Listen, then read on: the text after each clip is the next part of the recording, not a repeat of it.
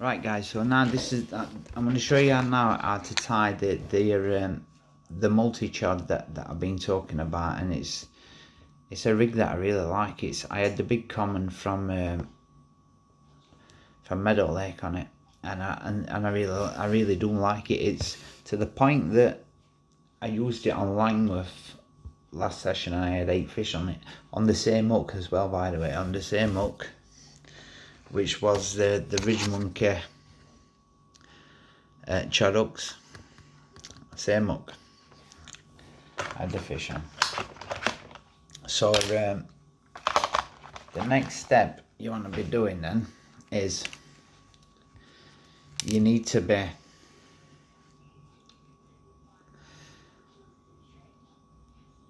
getting the mono through the eye of the hook.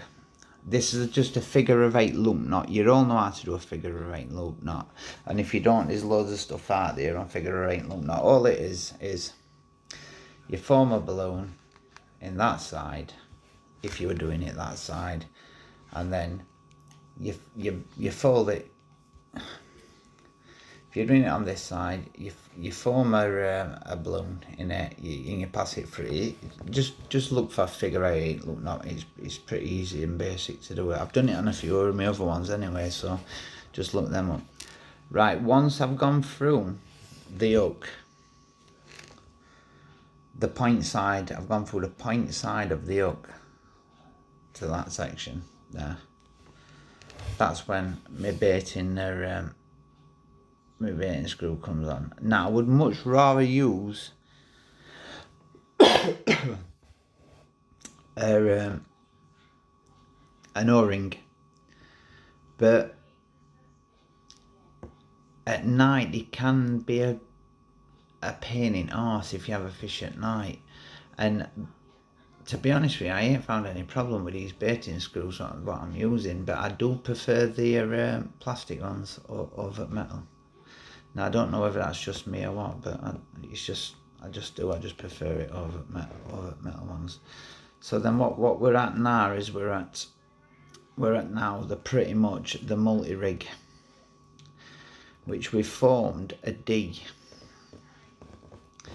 in the section. But what we have to do now is we get the hook. Now this is it's hard on this camera because it don't really focus. I'm gonna have to start rigging my DSLR up with a macro side as well. It's just like I ain't got into editing and stuff yet on it. So, but once I do, if you bear with me, then stuff's gonna get better.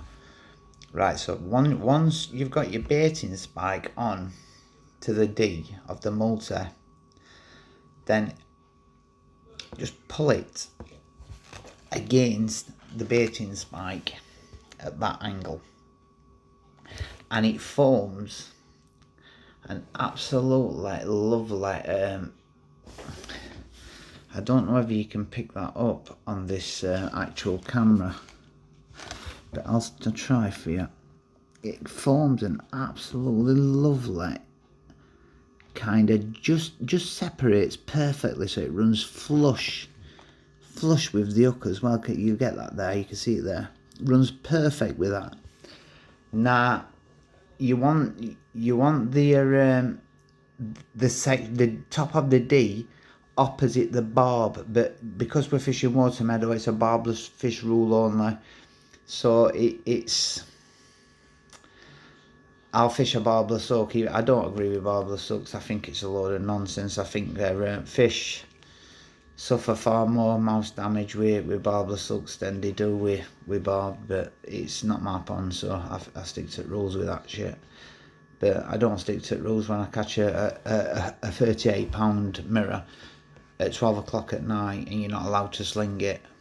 So I sit up all night beating fucking net if I'd have to. Tell me that now. Right, and I much prefer the swivels with the separate large iron that I ain't got none. I need to get all this stuff over the next few days. But now if you look at that That's what we formed. Absolutely love it. Banging. That is absolutely fucking, it's lovely. Now, all I would do with that now is I'm going to see if I can find one, because I want to actually use this rig. So you'll have to bear with me a minute, because I am going to see if I can find one, because I do want to use this.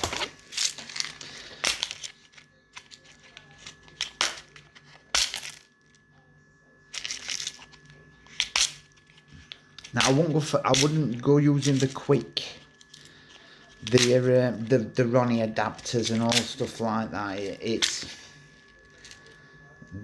I just wouldn't. I'd go with I won't go with one of these. I definitely wouldn't go with one of them. They're, as far as I'm concerned, they're only good for one thing, and that's their fat Ronnie rig. A Ronnie rig ain't a rig I really like very much. I think it causes a lot of mouth damage. People use big daft hooks with it and that, and it just causes mouth damage. So try and avoid it. I do like it, don't get me wrong, I do like it. I like mechanics of it and everything. It's just, I think it's been used to death now, guys. So right then, we need some big eye swivels as well, because I ain't got none of them. So then what we do now is we go through now these, I like these as well. These are their, I normally buy them, so they've got the normal size swivel at one end, and then the big eye at other.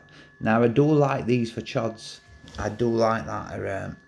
They've never tangled and never let me down once, so it's the good enough for me. So now you go through the small eye on this, and then we come down to roughly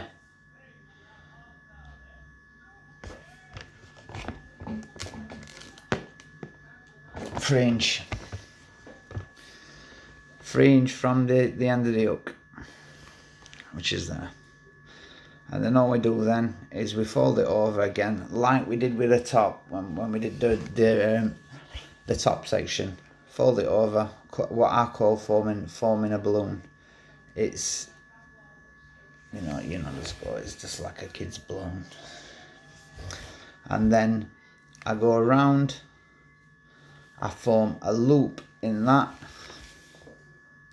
and then from that loop, twist it, and then pass the swivel through the loop without that loop twisting. Without it twisting and coming unwrapped. If it does, then you need to do it again.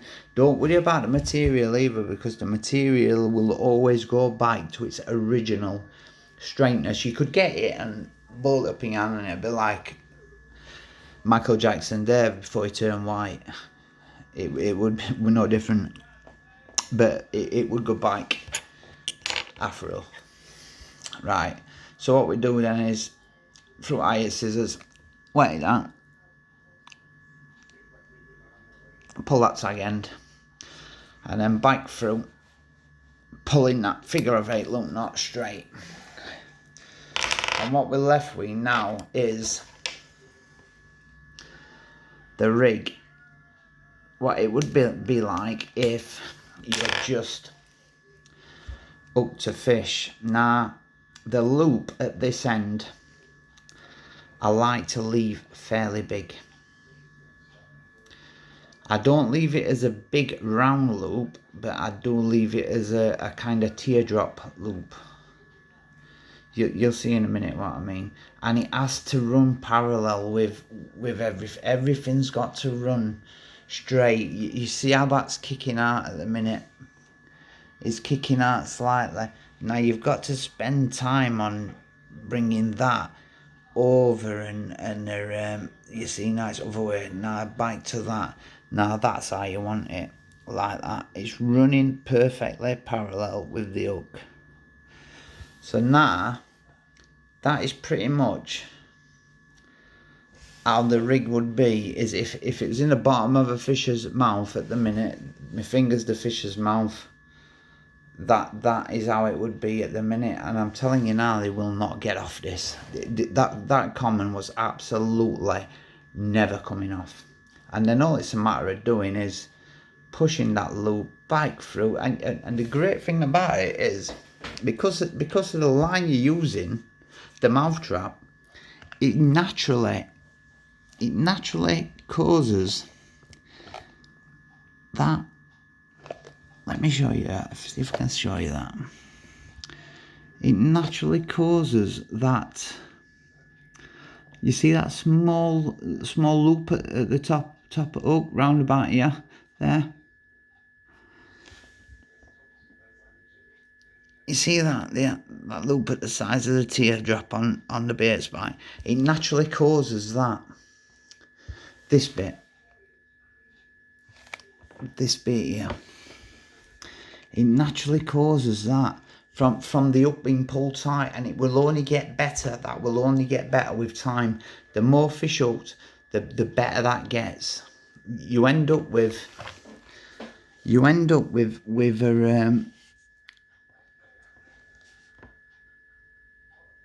that. I'm struggling with this to show you, to be honest. You end up with that like loop at the top. I love it, absolutely love it. Right then, so from that, then now we continue now with forming that D again. So we continue with that D. Now we form the D again. Then so all we've left to do now is we form the curve, and it's far easier to form that curve, because you've got those two sections of line. When you're forming it, if you can, try and hold the baiting spike in your hand this way around when you form it. And you don't have to be doing all this like you do with normal chod section, because these two pieces of line, it naturally, it's like wire, it naturally causes it. And I'm telling you now, honestly, I ain't seen this rig anywhere on internet. I ain't seen it anywhere on net. And why I ain't seen it, I do not know why, because it is absolutely deadly. No doubt someone's going to come out like Coda or someone like that and say a new rig that Tom Dove or someone like that's come up with. But I ain't bothered about shit like that. Right then, so now we're nearly there. Yeah? So now we've got that, which is absolutely... Let me try and stop that from... We've got that, which is the multi chod rig at that point. That's the multi chod rig. So now there's a couple of things we need to do to this now. And the first thing is...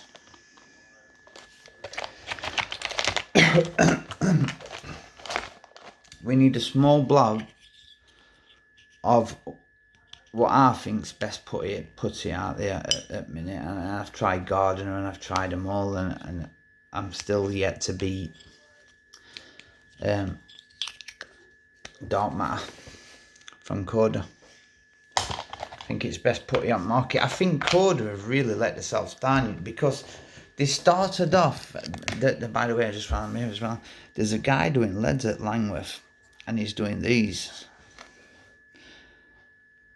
Nice. They were doing us 15 for a tenner. 4 ounce. Perfect. They won't be using a water measure. Next time I go, I'm going to buy a batchment of them in case anyone wants them. So now the next step is with the putter. I never put the putter on the actual swivel, because you're doing nothing by that anyway, because the lead core will the tungsten putter and the lead core will bring the rig down anyway.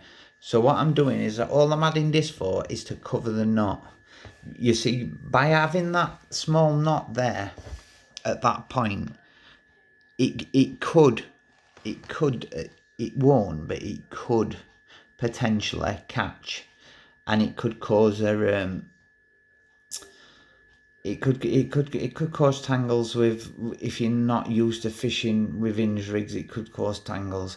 Now anyone that's used to fishing with a choddy or an hinge rig, I mean, ask Dean Riley, he fishes with it the same as me, and he'll tell you that there ain't a much better rig out there, I don't think, for catching big fish.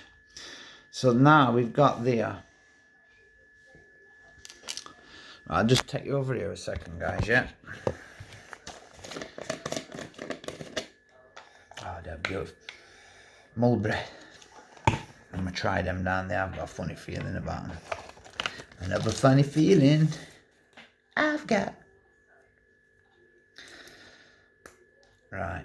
So now what we do is we go with...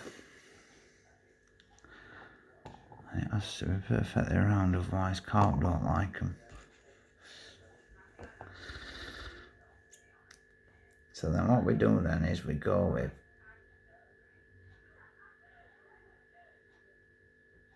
a mulberry. A mulberry pop-up.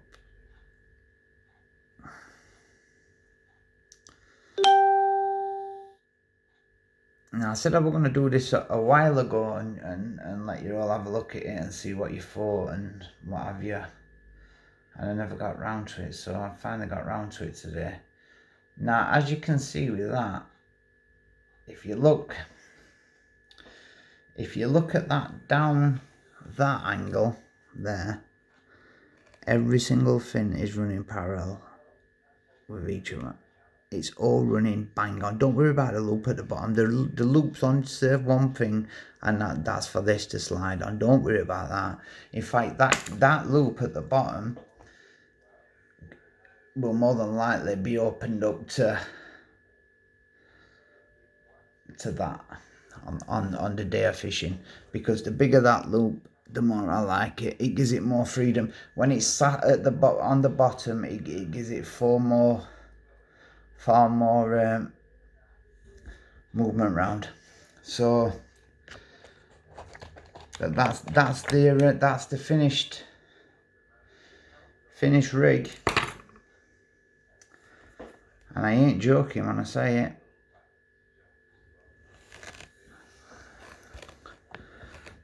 It's absolutely deadly, because that common, we're not coming off, no way.